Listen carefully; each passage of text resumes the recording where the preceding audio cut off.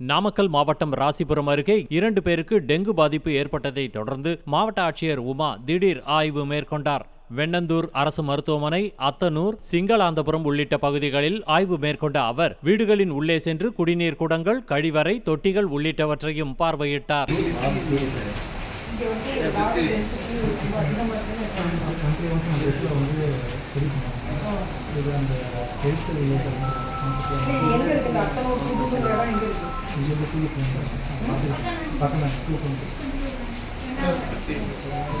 இங்க கொசு புழு வந்து அதிகமா இருக்குன்னு ஒரு ரிப்போர்ட் வந்திருக்கு. அதுதான் நான் வந்தேன் பாக்குறதுக்கு. மஸ்தூர் எத்தனை பேர் போட்டிருக்கீங்க?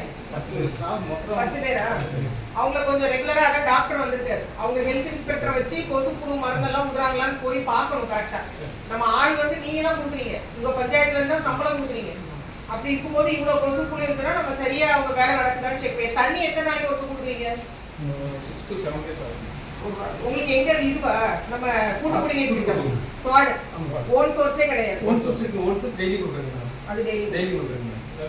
நம்ம பார்த்தாங்க ஒரு சாதாரண குக்கரை கொண்டு போட்டிருக்காங்க. அவங்க இல்லாமல அவர் எழுதுவார். கொட்டுங்க டாக்டர்.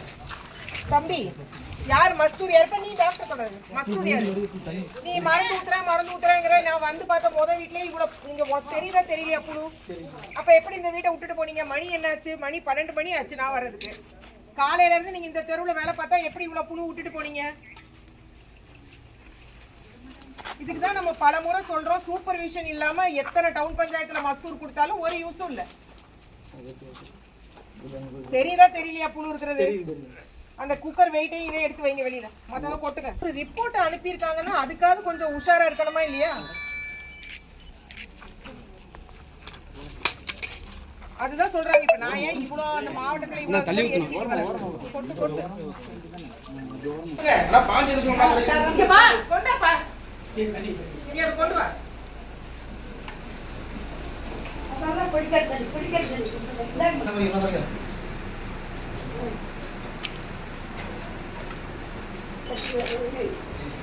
ஃப்ரிட்ஜ் பயன்பாட்டுல இருக்கா? ஃப்ரிட்ஜ் பயன்பாட்டுல இருக்கா?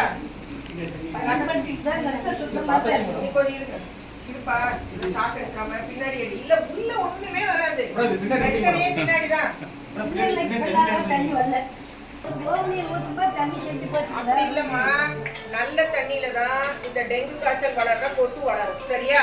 உங்களுக்கு தெரியாது. ஆனா இந்த கொஞ்சோண்டு தண்ணி இருந்தா கூட அதுல கொசு முட்டை போட்டு வளரும். மாண்புமிகு தமிழ்நாடு முதலமைச்சர் அவர்களுடைய ஆணைக்கிணங்க பருவமழை காலம் வரக்கூடியதா இருக்கிறதுனால நம்ம எல்லா ஊராட்சி பகுதியிலையும் ஒரு வட்டாரத்துக்கு 20 டெங்கு கொசு ஒழிப்பு பணியாளர்களும், நம்மளுடைய பேரூராட்சி பகுதியில் 10 கொசு ஒழிப்பு பணியாளர்களும் போட்டிருக்கிறாங்க. நகராட்சியில் அங்கே இருக்கக்கூடிய வார்டுக்கு ஏற்ற மாதிரி போட்டிருக்கிறாங்க.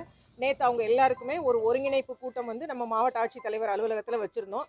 அதில் வந்து ஊரக வளர்ச்சித்துறையை சார்ந்த பிடிஓ, அப்புறம் நம்ம பேரூராட்சியில் இருக்கக்கூடிய நம்மளுடைய இஓ, நகராட்சி பகுதியில் இருக்கக்கூடிய ஹெல்த் ஆஃபீஸரு, அங்கே இருக்கக்கூடிய நகராட்சி கமிஷனர், கூடுதலாக சுகாதாரத்துறையில் இருக்கக்கூடிய நம்மளுடைய தனியார் மருத்துவக் கல்லூரி, அரசு மருத்துவக் கல்லூரி மருத்துவமனை, அப்புறம் நம்மளுடைய அரசு மருத்துவமனைகள், ஆரம்ப சுகாதார நிலையங்கள் எல்லாரையும் ஒரு ஒருங்கிணைச்சு ஒரு அறிவுரைகள் எல்லாம் கொடுத்துருக்கோம். தொடர்ந்து வந்து எல்லா பகுதியிலையுமே காய்ச்சல் உள்நோயாளிகளை தினசரி நம்ம கண்காணிக்கிறோம். நம்ம மாவட்டத்தை பொறுத்த வரைக்கும் இதுவரை கட்டுப்பாட்டுக்குள்ளே தான் இருக்குது. ராசிபுரம் ஒன்றியத்தில் கொஞ்சம் அதிகமான காய்ச்சல் உள்நோயாளிகள் இருந்தனால இன்றைக்கி நம்ம இந்த ஆய்வுகள் எல்லாம் மேற்கொண்டிருக்கிறோம். தொடர்ந்து கண்காணிச்சுட்டே இருப்போம். அப்படியே நம்ம உள்நோயாளிகளை அரசு மருத்துவமனைக்கு வந்தாலும் போதுமான நமக்கு மருத்துவ மாத்திரை வசதிகள், அவங்களுக்கு டெஸ்ட் போடுறதுக்கானது எல்லாமே நம்மக்கிட்ட தயார் நிலையில் இருக்குது. பொதுமக்களும் நமக்கு வந்து இந்த டெங்கு காய்ச்சல் பொறுத்த வரைக்கும் நமக்கு ஒத்துழைப்பு கொடுக்கணும். ஏன்னா அவங்க சுற்றுப்புறத்தை சுகாதாரமாக வச்சுக்கணும். தேவையில்லாத சிரட்டை, உடஞ்ச பாட்டிலு, பிளாஸ்டிக்கு இதெல்லாம் அன்றாடம் குப்பை வரும்பொழுது அதில் கொடுத்துடணும். டெய்லி தண்ணி பிடிக்கும் பொழுது கழுவிட்டு பழைய தண்ணியோட புது தண்ணி சேர்க்கக்கூடாது. இந்த அறிவுரைகளையும் தொடர்ந்து நம்ம வந்து வழங்குவோம். நம்ம வட்டார மருத்துவ அலுவலர் அத்தனூர் நம்ம கூட இருக்கிறாரு, சுகாதார ஆய்வாளர் இருக்காங்க. தொடர்ந்து இந்த பணிகள் எல்லாமே கண்காணிச்சுட்டு இருப்போம். நம்ம அத்தனூர் பேரூராட்சி தலைவரும் இன்னைக்கு நம்ம கூட இந்த ஆய்வில் வந்து கலந்துக்கிட்டாங்க. செய்திகளை உடனுக்குடனும் துல்லியமாகவும் தெரிந்து கொள்ள சப்ஸ்கிரைப் பண்ணுங்க.